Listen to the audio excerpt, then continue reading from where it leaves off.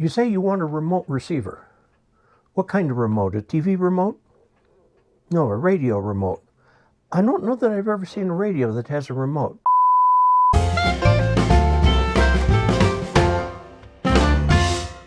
Hello, Augies Worldwide. I'm Dave Casler, amateur radio call sign KE0OG, here with another episode of Ask Dave. Today we're going to look at something that is remote. This right here is put together by SDRplay. It's a black box, literally. Pretty heavy black box because it's made of steel. What this is one of their radios that can tune pretty much anywhere from very, very low frequencies all the way up to about 2 gigahertz, okay? And anywhere in between in 10 megahertz slices, and you pick the slice. Now, the thing that is interesting about this one is that it already has built into it a server. So you can put this in your station or near your station or up at your cabin in the mountains or wherever, okay? Attach an antenna to it, and it's got 3 choices for antennas. So you can have like a microwave antenna or a VHF antenna, put it there, put something else there, and so on. And then plug the Ethernet in here. Or if you've got Wi-Fi set up, you can have it go over Wi-Fi. I would recommend the Ethernet. There's also a little USB connector that can be used for some setup. So it's powered by this, which is a pretty hefty power pack that comes with it that has all the different plugs. Here's one for Great Britain. I don't know if that's Australian, whatever. I think this is, maybe this is British. But the one we want is this one, so we'll just go ahead and slide that on there. And if you ever decide you need to change that, you just push down on it, comes right off, okay? So this is a fairly hefty thing. You plug it in, it's got USB-C on this end. Now, this thing is strictly designed to provide 5 volts, okay? 5.1 volts at 3 amps, okay? That will power this thing, and the way you turn this thing on is by plugging it in, and then it's on. Okay, now, you can hook this up internally to your own home network so that you can go anywhere in the house and operate it over the web. It's got a web interface built in. It will do some other fancy things too. By the way, this is a loan. They're not giving me this radio, so I'm going to send it back when I'm done. They didn't pay me for the review or anything like that. This is a networked radio made in the UK. So we get into all the questions about tariffs and so on. But you can purchase this from Ham Radio Outlet. Not DX Engineering for some reason, but Ham Radio Outlet. You can see this is the SDRplay nRSP-ST, where they came up with that. The RSP is a radio spectrum processor, okay? That's the box, and that's the price today, $429.95.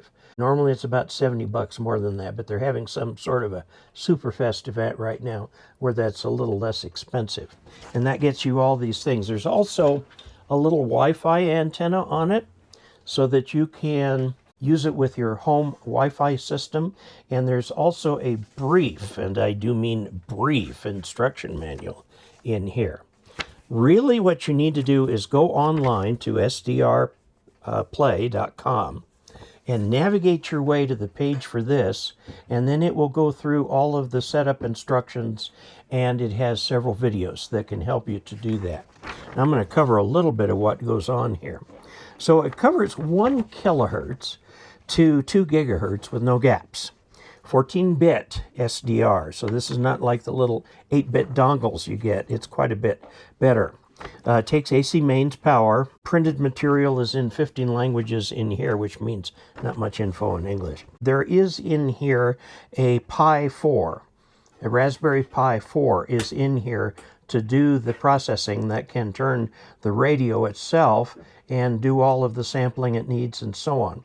Note, this is receive only. This is not a remote transmitter. It weighs almost 2 pounds. It's 826 grams in metric. So it's a hefty thing. It's not something you put in your pocket. There are videos that show you how to set it up. Now, when I play this over my local area network, it tends to stutter a bit. This is what I use for my home network. I've got a Nighthawk router and then this switch right here, which is a Netgear, and I think this is like 18 or 20 ports here. I've not used it all, but I've got so many things that need to talk to other things that I finally went down and paid for a nice switch. It's still not a managed switch. Now, this router is connected into the Starlink, but if I'm listening to the thing locally, it's not going through the Starlink. Now, something that's important, if you look down here, this is separate equipment. This belongs to a local internet provider called Wi-Fi Elite, and that they have a port here that's meant for me. Okay, I don't use it. Now you ask, why on earth do I have it? Well, as it turns out, they use my roof as a relay site. Okay, so I get the Wi-Fi here. They've offered to give it to me for free, but I've told them I'm going to pay their lowest plan. The reason is they're performing a great service, and I want to support them. That's why I loan them my roof, pay the power for their equipment and so on to help them succeed, because they are bringing internet to a lot of people who could not otherwise get it. That's how all the people in the neighborhood have it and so on. Since I had that, I was able to put this on the local network and then access it through my Skylink network. And it really did work. And it didn't stutter either. It went pretty nicely. Here's an old laptop. And here is my old router. I replaced this router with this, okay? And then there's 4 ports on the back, so I attached the radio, which is actually sitting off over here on my desk, to this network. Now, that's not enough. Okay, so there were 2 pieces of equipment on this network. There was the SDRplay radio and my old laptop computer. What I had to do was go into the router and do a port forwarding. Okay, and this radio, which shows on my local network here, is 172.16.025. I had to go in and do a port forwarding on this thing so that 9001 would forward to the radio. So somebody comes into your internet, and it has to have a fixed IP, or you can play games with trying to get a name for it from your ISP, so it'll always go there. I think that might prove to be difficult. But if you have a fixed IP, which I do on that Wi-Fi Elite, it's not this, by the way, then you see it forwards ports 9001 and 50,000. 9001 is the only one you need to really make this thing work. You can do other things with 50,000. But that means that any query coming in addressed to port 9001 will be relayed over to the radio. Okay? Relayed over to the radio. If you don't know how to do this, get help, because you can sure screw up a router by playing with the advanced settings. We have advanced setup here, and then advanced on the advanced. So it's double advanced, okay? Port forwarding is what you're looking for. And you got to do that so that the incoming requests for port 9001 get forwarded over to this right here. All right? So I have that set up here. With this, I've got a battery running the Nighthawk just to keep it simple, and the old laptop, and then to the radio, and it works. Now, it requires that I know the internal address of the radio. And it may be better to set it up on a permanent one, because every time you turn off all the equipment, turn it back on with the router, it may assign it a different IP address. And port forwarding needs this to have a fixed IP address on your network. Okay, but it can work. From my Starlink connected computer, I was able to connect over to this, and it worked. Now, it has got a web server in it. The first thing you will see is a logo that looks like a sine wave pulse. It's kind of a weird looking thing. Then you know you're in. Now, the next thing you do before you can set anything up using the computer, you have to push the start button on it, and then you can make all the changes you want. Now, this thing will take a 10 megahertz slice of frequency anywhere in the band. It is not capable of issuing independent 10 megahertz slices. So, the first person who gets it has control. And there's a little control icon on the screen. If you have that, you can change most things about the radio. If you don't have that, you have to find something interesting within that 10 megahertz slice. So 10 megahertz would cover any ham band, in a couple cases, a couple ham bands, and you can go look at those. If you don't have control, you just look at those. Now, if the person having control wants to look at broadcast FM, then you do too. Okay, you don't have to listen to the same station, but it's got to be in that same 10 megahertz slice. So that's kind of an interesting limitation. But if you've got it up at your cabin and you're the only person using it, you can get what you want because you'll have control. When logged in remotely, you cannot set the IARU region. The governing body for radio around the world has 3 regions. And we are in region 2, the Americas. And our ham bands are different from region 1, which is Europe, or region 3, which is Asia. They're different ham bands. So that needs to be set into the radio somehow. So how do you do that? You need to do that as part of setup. This is a piece of software called, and it comes down with the regular SDR Connect software. You'll get 3 pieces of software. An nRSP administrator, you can set the regional configuration in there. It's got that, all that for you. I selected America Denver, and the web client IARU region is the Americas. Now, another thing that you can do with this administration is set up the ports that you actually want. In this case, the WebSocket is 9001. The URL for accessing the web client on the local LAN, it will tell you can barely see it here, 172.16.0.25. Starlink does not use the 198.162. It's got its own internal network address. That's not a public IP, but it's port 9001. Okay, port forwarding may be required for internet access. How about it will be required for internet access? There are other things you can do with the piece of software provided, and one of them I had to do. Normally, the password for the admin is the serial number here on the bottom. Okay? Now, I changed that to my own personal password.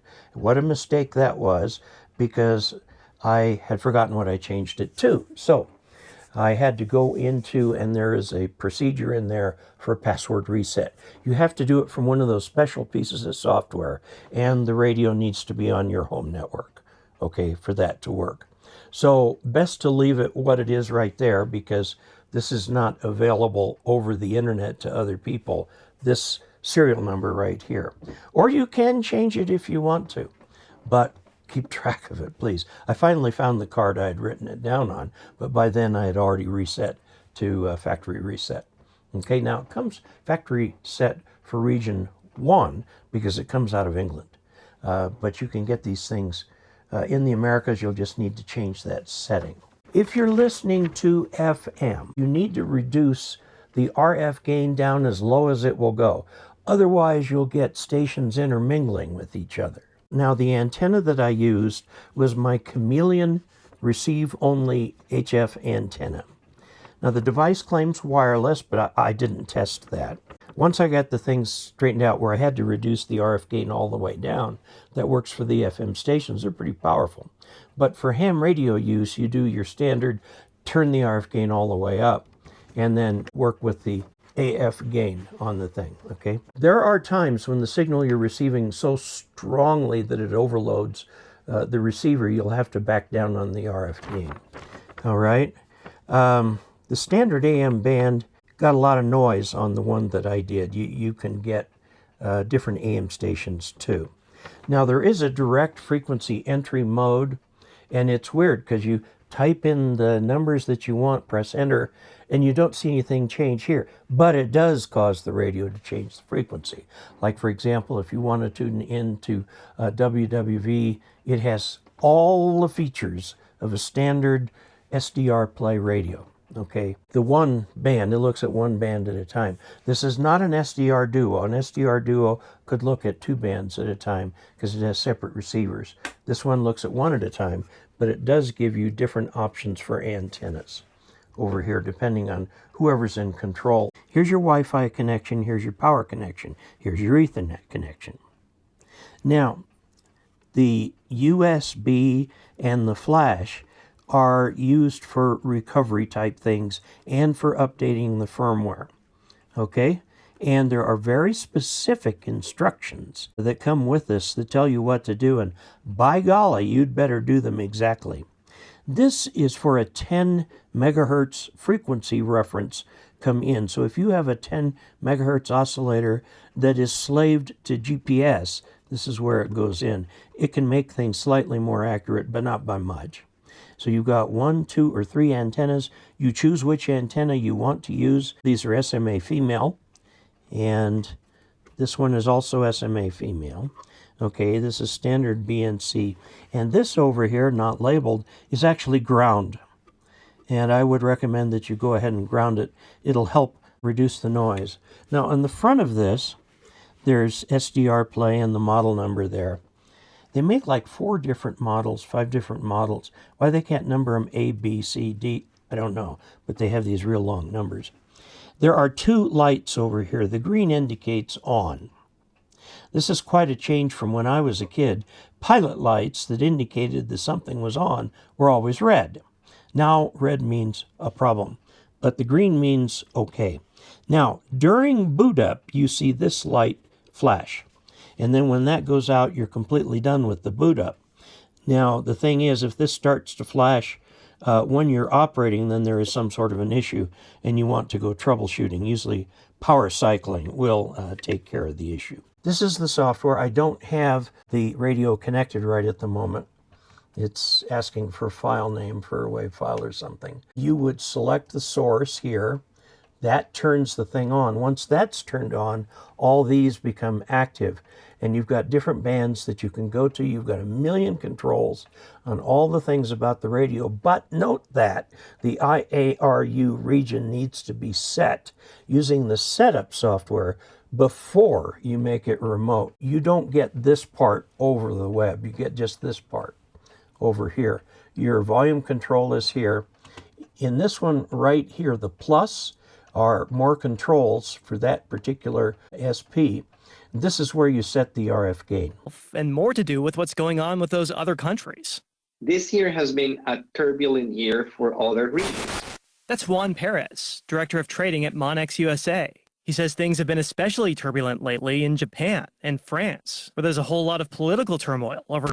What is it in your life that's affecting, is stopping you from being obedient to God's word, letting it be an act of worship, right? If you go to Matthew chapter 7, real quick. Go to Matthew chapter 7. Okay, so lots of things that you can do. Okay, you go to SDRplay right here, and you see there's a whole bunch of programs under here, equalizers, contour shuttle, whatever, DAB, plug-in. But what you're looking for here is the nRSP-U updater, and this one right here allows you to update the firmware, okay? Then there's the nRSP-A administrator, which allows you to administer things like the IARU region and so on. So there you have it. I do want to mention we're running a special. If you join Patreon at the $2 or above level, or if you're already a Patreon member and you bump up your level, we will send you, as a thank you, a genuine U.S. currency $2 bill. A lot of people don't use them, but these are still genuine currency. Be sure to include your call sign somewhere, in with your name or something, because we can then look up on QRZ where to send this. If you can't do that, send an email, or you can send a question via email to askdave@arrl.org. And until we next meet, 73.